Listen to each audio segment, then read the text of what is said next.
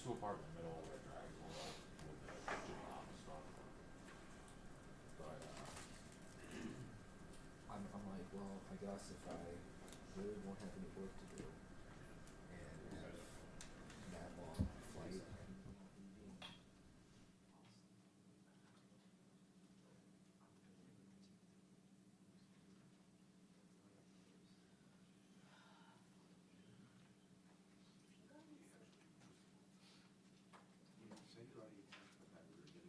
No, but it is good now. I should have told you about this stuff.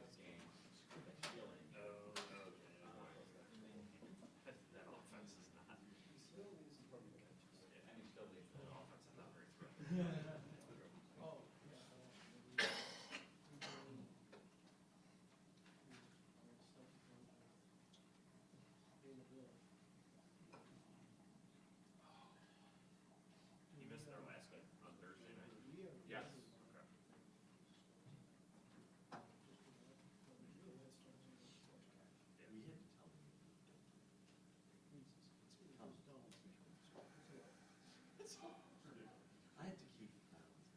Well, you could just stop too much. Takes more time.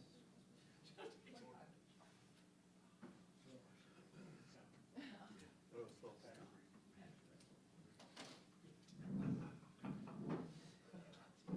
What time are you doing? Read the email better. Lozenges? Nope, I'm good, thank you though. Oh, we'll see. I feel like the epitome of health. Ah, the epitome, that will go with it? Oh, that was strong. Yeah, thank you.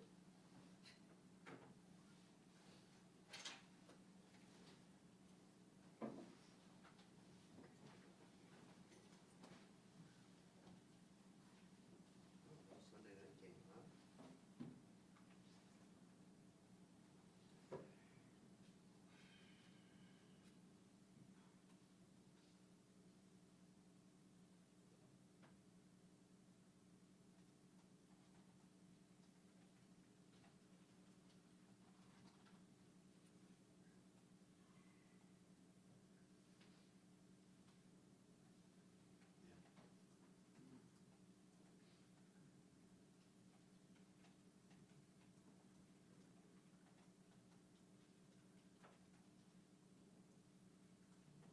That's a good problem. That's good.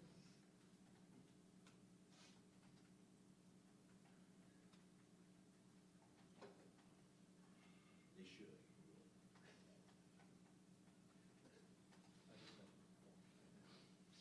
I'm with you.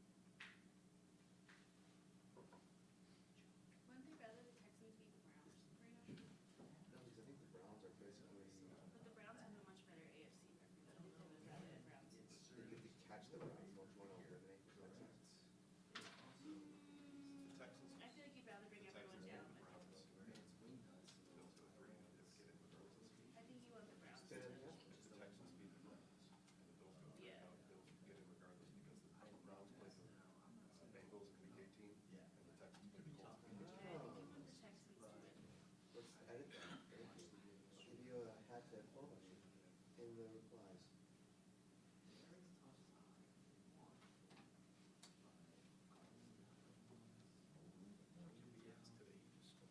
I know.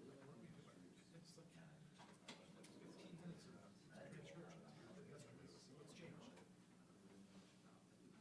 you're overthinking. It's the quietest it's been ever.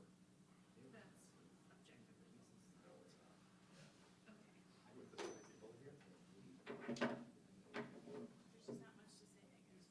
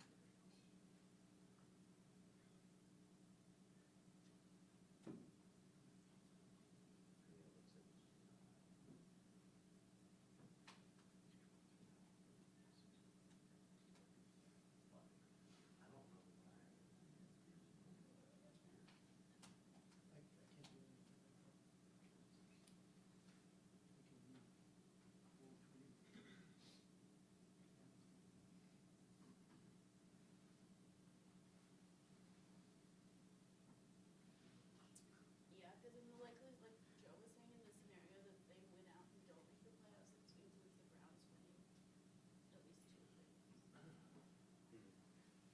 Yeah. Oh my gosh. But, you know, Case Keenum.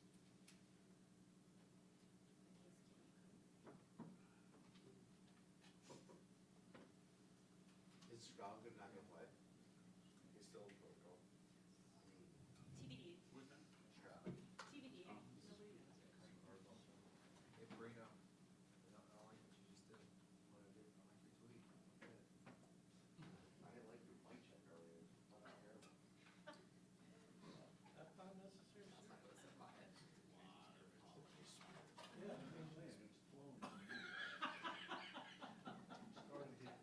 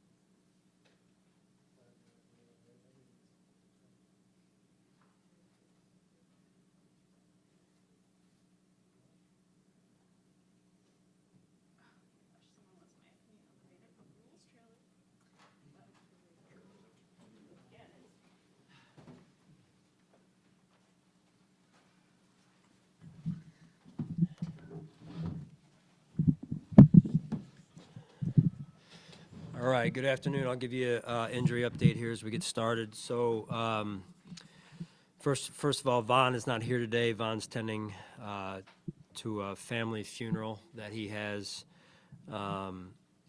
Daquan Jones's window will open today. I don't expect him to play at this point, but it's good to have him back, starting to work out there. Kyer and Justin Shorter's window remains open, and then Jordan Phillips will not practice, just coming off of that wrist surgery. Everyone else will practice in some capacity.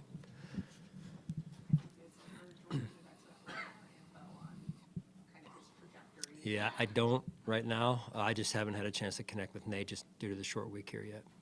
Is there an idea of when Vaughn may return? Right now scheduled tonight, that he'll be back in town tonight sometime. Hey, Sean, when you get Daquan back out there, how can you simulate some of the things that sort of test where he's at power-wise that he'll be needing? I mean, excuse me, just today's a walkthrough, so it's going to be tough today. We'll just get a better feel for it probably tomorrow, and he'll practice tomorrow and get through the drill work individual and take it from there. It's been since mid-November since we asked you about Matt. Is there still the chances aren't looking good for him coming back this year? Yeah. To my knowledge, the information I have right now, it's not looking good. Did you mention Ty Johnson? I did not mention Ty. What's his, he had the shoulder, what's his status? Shoulder, yeah, he'll be out there at practice today. Yeah.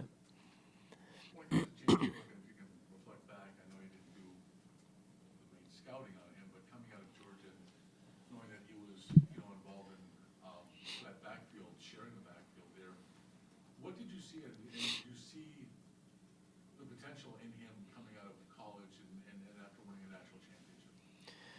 Yeah, I mean, Brandon and I were, discussing that leading up to the draft, and the scouts did a good job, and as did Brandon, and identifying James as a potential candidate for, in particular, that pass-catching running back position. When James came in last season, we probably didn't get him enough targets in that, and that takes time, right? That takes work with the quarterback and rep upon rep. So now you're starting to see some of that in addition to the running game as well. Sean, I think maybe just to clarify with Matt, you're not referring just to the end of the regular season. You'd be talking about any and all playoffs as well for him. Yeah, it's hard for me to say because I have not asked that specifically, but the general information I've gotten on Matt Milano, that's who you're talking about, right? Milano, is that he will not return this year. That I have not gotten anything different up to this point in regards to Matt's status. So. How tricky is it to prepare for a quarterback who really hasn't played much at all? You have the one game. What's the challenge of that? Yeah, there's only so much film out there. But, I really thought in the game and a half that he's played this year, give or take, that Easton's done a real nice job. I mean, I know the result against the Raiders was the result, but I don't think that's indicative of who he is and his talent level as a quarterback. I mean, you see him in the pocket. He moves well. He's athletic. He does some real nice things. He threw some accurate balls, and so I think it's we need to be on our A game and have our focus where it needs to be this week. How about the challenge? I know you maybe addressed this yesterday a little bit, but it's pretty rare to go up against a brand new coaching staff in season like this. What kind of a challenge does that present, knowing nothing about how they call a game or anything like that? Yeah, you said it. There's going to be a lot of unknowns when we head out there. So we've got to make sure again that we are playing good team football. We're all disciplined the way we need to be disciplined and focused where we need to be focused. And I think that's a big part of the challenge this week. Can you elaborate a little bit on your philosophy of going up against number one receivers? You talked a little bit yesterday about how if you take them away, that eliminates one way to get beat. But just is that a week in, week out thing for this defense to say we've got to focus on whoever their top target is and try to take him away as much as possible?